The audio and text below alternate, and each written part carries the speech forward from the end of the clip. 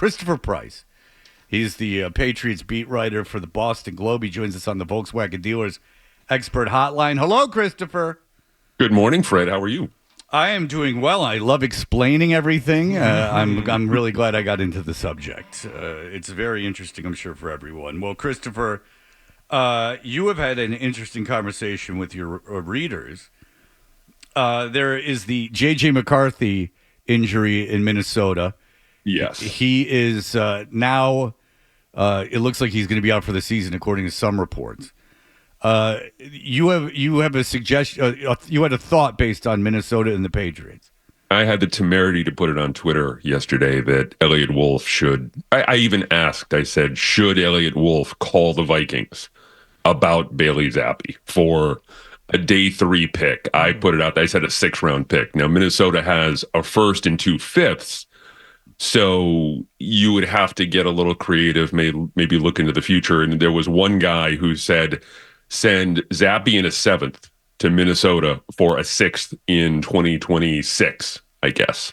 But it would seem to be a fairly good marriage between a quarterback like Zappi and a team like Minnesota that needs a quarterback. I'm not saying he's going to beat out Nick Mullins this year, but he's damn sure better than Sam Darnold, don't you think? No, I think Sam Darnold's way better than Bailey Zappi. Yeah, because Sam Darnold, when he was on the Jets, got screwed with the coaching, and he had no weapons. I mean, look at the receivers his last year in New York, and he did better than Minshew in where was he in Carolina? No, who was he did better Carolina.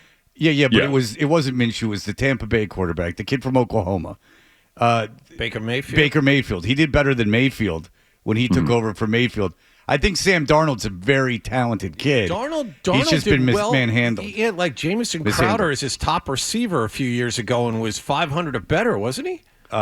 Whatever he was with the Jets, he just had a terrible coach and a terrible surrounding cast. Like, well, I don't think Fred, my overarching point is this would be the best possible scenario for the Patriots to, I don't even want to use the phrase solve their quarterback issue, but you need to be able to move Bailey Zappi. I think that's the best. I think that's the end game for him in New England for some sort of day 3 pick somewhere. And with J.J. McCarthy going down, the Vikings quarterback depth being a question, maybe you think about the Vikings. Okay, fair enough. Now, do you think that that's smart? Because then who's your backup quarterback if you're the Patriots? You go Drake May right out of the gate. Okay. And then the question there, though, is how do you feel about Joe Milton and the 3rd quarterback, and can you get him through to the practice squad? And if there is any sort of future for him in New England, at least as it relates to 2024, I think Milton's best, and we've talked about this before, I think Milton's best possible, play right now is to put him on IR for the year with a kind of a quote unquote strained wrist or something and have him go away and work on his short and intermediate stuff and, bring him back in 2025. But if you like him this year, maybe you figure out a way to keep a 3rd quarterback and then you're a little short somewhere else. I don't know. But it seems to be that Bailey Zappi right now is the odd man out. Okay, if you make Drake May your backup and Brissett gets hurt and May comes into a game, do you then go out and get a veteran quarterback? You can, not to start, but you can go out and find, like there's a million Nathan Rourke's in the world, like they had in here last year. Like you're talking about finding quarterback depth? No, because here's my concern is that the Zach Wilson situation is that Brissett gets hurt, you put May in, he's not ready, the offensive line sucks, and now you've ruined him. That's the chance you take with that trade. That's the chance you take. But it is. There's still a lot of things to try and figure out at the quarterback position for the Patriots, even though as we sit here, on August 15th, Jacoby Brissett's your starter going into the season. That much we know. After that, maybe May improves over the next couple of weeks to a point where you feel good about putting him into a game. Maybe Joe Milton. Again, there's a lot of moving parts here when you look beyond Brissett. I wouldn't have thought twice about having Drake May as the backup up until all the conversation about the offensive line, and you wrote about it yesterday too, Chris. The fact is, it's it's still a work in progress, to put it mildly. You talked about all the different combinations they had last year. Still haven't obviously gotten things figured out this year based on the 11-on-11 work that they did with the Eagles. So the notion that Brissett, gets hurt on his own, or more likely as a result of porous offensive line play, that puts into the real possibility that May goes in a lot earlier than you would want him to. So now I'm second guessing the wisdom of having May be the backup. Yeah. And I think really for me, Hardy, it was really kind of brought to the forefront when you introduced the offensive line into the 11-on-11s. Like in the 7-on-7s in the individual passing drills the other day, the offense looked really good. Like May looked really good, hitting Pop Douglas, hitting Jalen Polk, and all of a sudden you sat there and you were like, wow, this is really kind of working. But when you introduce the offensive line and you introduce various protection schemes into the conversation, that's where it kind of all broke down for the New England Patriots and, on the offensive side of the ball. So if they get that left tackle thing, if they get it figured out, if it's Chooks, if it's Calvin Anderson, if it's Fedarian Lowe, if someone can seize that job, then you can start to see a domino effect kind of fall into place. And, you feel good about the interior. I wonder if there is a conversation to be had about moving Mike Onwenu to left tackle.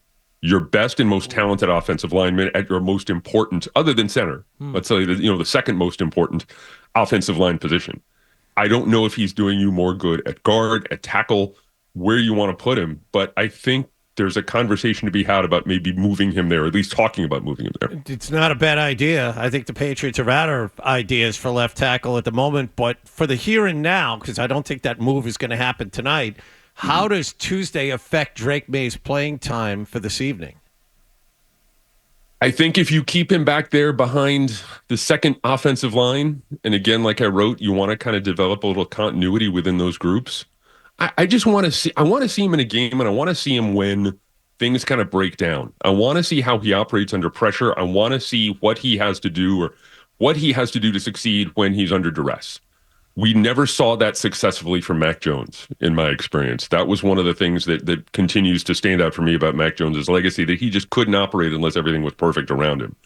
And I want to see Drake May operate with things kind of breaking down around him. And maybe we'll see some of that tonight. I don't know. All I know is we have to see more of Drake May tonight than we saw in the opener. Okay. Matthew Judon's getting traded for a third-round pick. What are your thoughts on that? I think in a vacuum, it's a good move. When you take everything else out of the picture, you get a third-round pick for a guy top 100 pick for a guy who's 32, 33 years old. And wants another contract. And this, for me, Fred, just underscores the fact that this is going to be a rebuilding year. And now going into 2025, you have 4 picks in the top 100. You have a ton of cap space. It reminds me a little bit of when Danny traded Pierce and Garnett and to whoever else and got all those draft picks back from the Nets.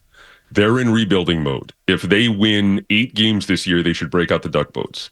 The level of expectation is different. Now, it's one thing to have those assets. It's another thing to be able to execute them. Now it's on Elliott Wolf to be able to execute it and to be able to bring those guys in here to be able to kind of turn the thing around a little bit.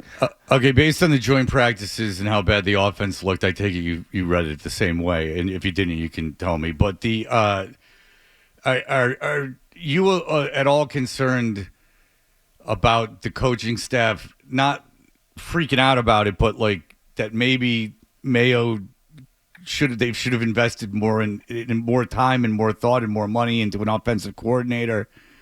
What are you starting to have doubts on the effectiveness of that, or where are you headed? No, I think that Van Pelt is a good offensive coordinator. I think Van Pelt's the guy for the job. They just didn't invest in, or they weren't able to make a couple of key positions happen. Okay. Left tackle, wide receiver, being left tackle and wide receiver. They waited too long in the draft. I think Caden Wallace is going to be pretty good, but in the short term, they could have used a top tier free agent, or maybe, gone out in the second round and gotten a tackle or figured out a way, because they waited a little long. And if you guys remember that third round, there was a run on tackles, and I don't think they completely anticipated that.